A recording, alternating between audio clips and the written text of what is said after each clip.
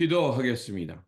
좋으신 아버지 하나님, 오늘도 저희들에게 이 아침의 시간을 주시고 말씀을 묵상하게 하시니 감사를 드립니다. 오늘도 우리에게 주신 말씀, 그것을 통해서 우리의 삶을 잘 분별하게 하여 주시고 우리가 주어진 이 삶의 자리에서 하나님의 거룩한 뜻을 깨닫고 그것을 용기 있게 선택하며 살아갈 수 있도록 도와주시옵소서. 무엇보다도 우리의 삶과 우리의 중심이 여호와 하나님을 경외하는 마음을 갖게 하여 주시고 그 하나님의 사랑과 은혜로 가지고 오늘도 이 땅에서 주님께서 보여주신 생명 살림의 길, 자비와 긍휼의 사람 되어 살아가는 우리 모두가 되게 하여 주옵소서. 우리 구주 예수 그리스도 이름으로 기도드립니다. 아멘. 오늘 우리에게 주신 말씀은 에스더 2장 8절에서 18절입니다.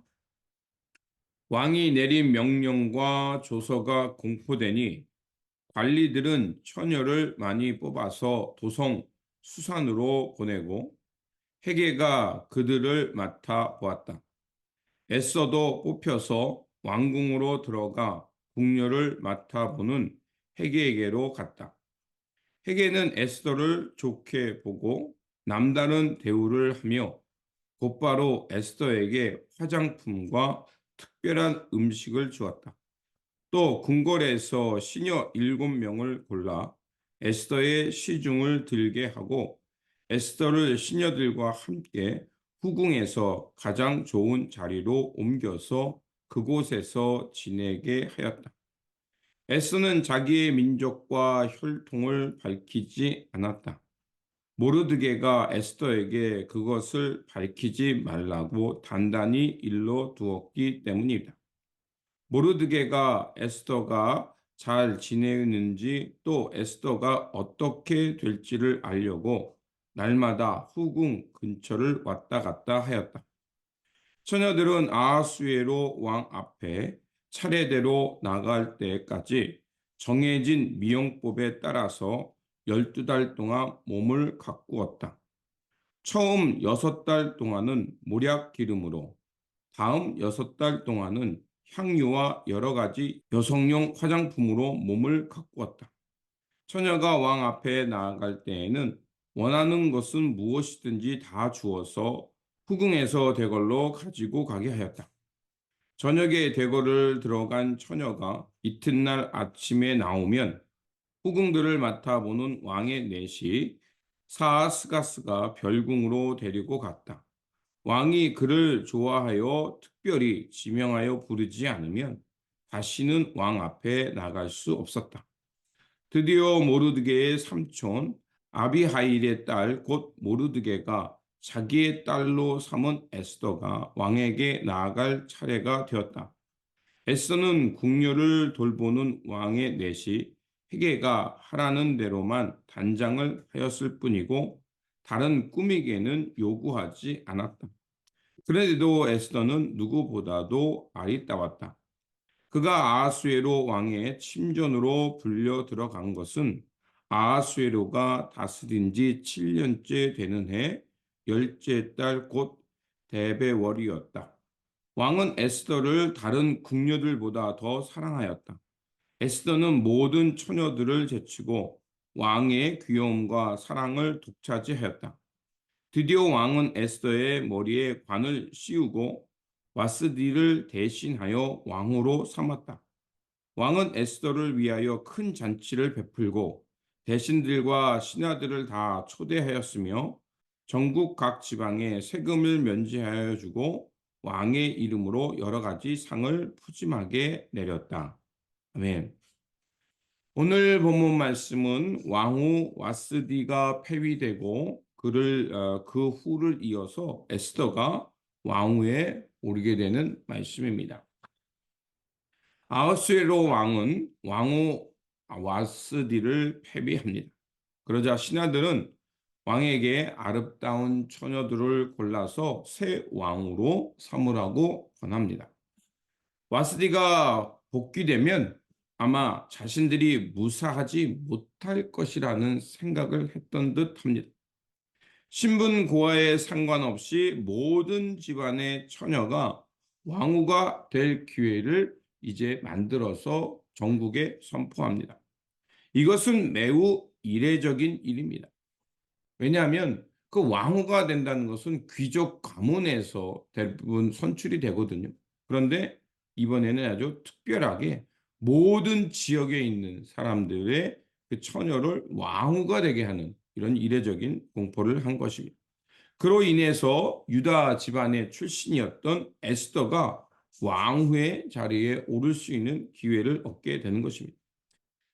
에스더는 그 대략적으로 100여 년 전 유대 사람들이 바벨론으로 포로로 끌려갔던 베냐민 지파 그 기스의 증손자로 고레스 왕의 유다인들을 귀향을 허락했을 때까지 돌아가지 않고 바로 페르시아 지역에 그 페르시아가 다스린 지역에 남아 있던 유대인들의 사람들의 유대인에 속한 사람들이었습니다. 모르드게와 에스더는 나이 차이가 많이 나는 사촌이었고요. 또 에스더의 부모는 일찍 죽었고 그로 인해서 모르드게가 에스더를 자기 수양딸로 맞이하여 길렀다고 말을 하고 있습니다.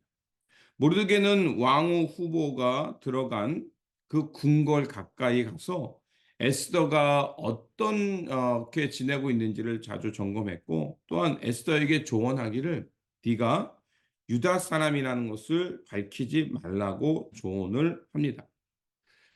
이렇게 유다 사람인 것을 밝히지 말라는 것은 그 왕이 이번엔 특별한 그 조서를 내려서 모든 민족으로 그 처녀들을 왕으로 삼겠다라는 조서가 있었기 때문이기도 하지만 뿐만 아니라 이 유대인이라면 이 사람이 이민족이고 그리고 포로 집안이 포로로 끌려왔던 집안이라는 것을 알게 되면 아무래도 선입관을 갖게 되고 그리고 그 이민족의 또 포로 집안이었다는 것을 하면 꺼리게 될 것이기 때문에 그것을 밝히지 말라고 한 겁니다. 에스더가 바사의 귀족 출신도 아닌데 이렇게 왕후의 후보로 올라올 수 있게 되고 또 특별히 그 헤게라는 사람을 만나게 되고 헤게라는 사람의 호의를 통해서 그 후궁에서 잘 지낼 수 있는 여러 가지 기회가 생기게 됩니다. 이런 일들을 볼 때 이 일이 사람에 의해서 이루어진 것이 아니라 본문에는 나와 있지 않지만 하나님께서 이렇게 이런 사람들을 만나게 하고 이런 일이 있게 하는 것들을 볼 때 하나님께서 이렇게 하나하나 세워가는 것을 우리가 깨닫게 됩니다. 와스디 왕후를 세우신 하나님.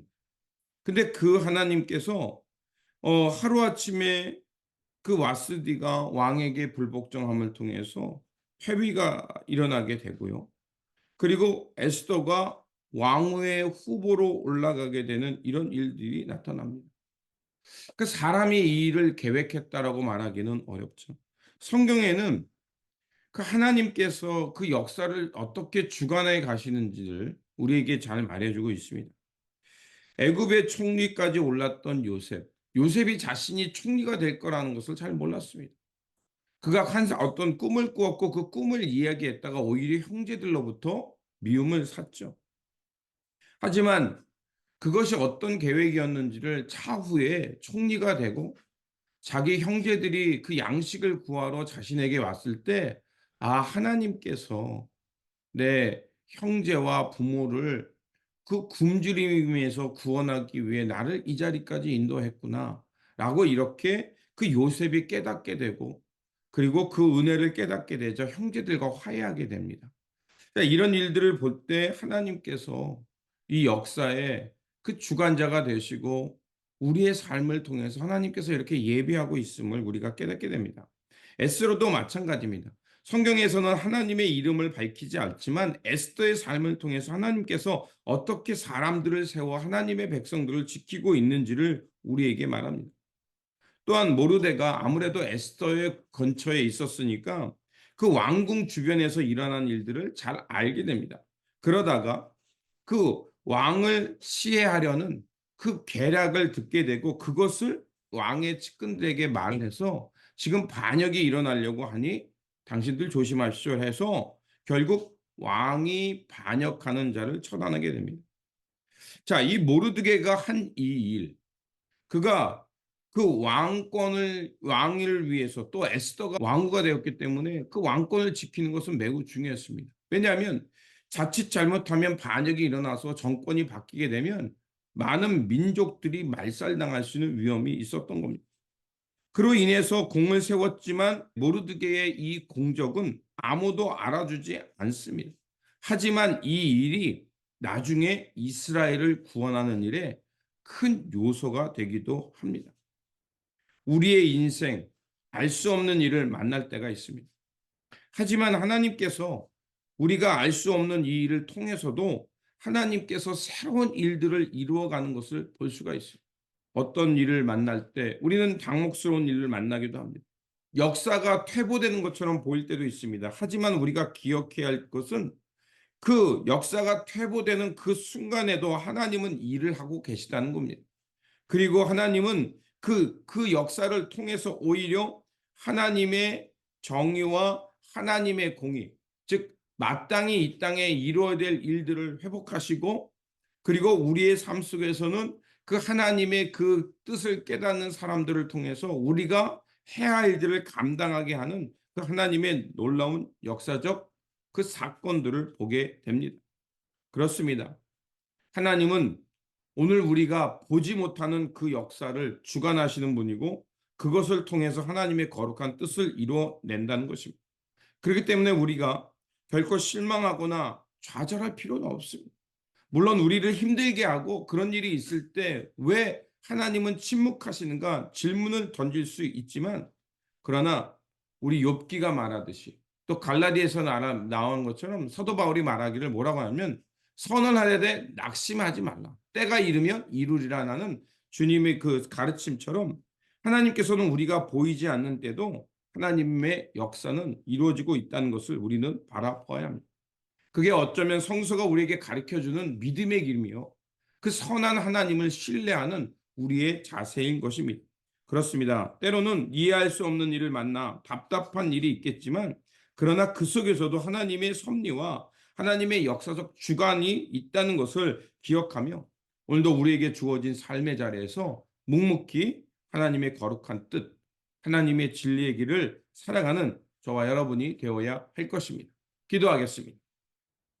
역사의 주관자이신 하나님, 하나님은 우리가 알 수 없는 일을 만난다 할지라도 하나님께서는 그 역사를 통해서 일하고 계실 뿐만 아니라 하나님의 사람들을 남겨두시고 그 남겨둔 그루터기를 통해서 하나님의 역사를 드러내고 있음을 믿습니다.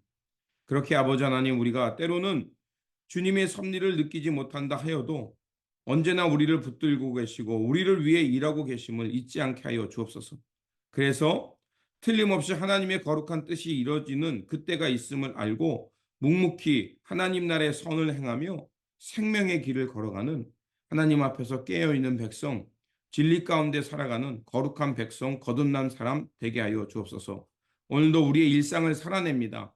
이 일상을 통해서 하나님의 거룩한 뜻이 있음을 알게 하여 주시고 우리가 있는 그곳에서 진리의 길을 묵묵히 살아내는 하나님의 백성들 되게 하여 주옵소서. 우리 구주 예수 그리스도 이름으로 기도드립니다. 아멘.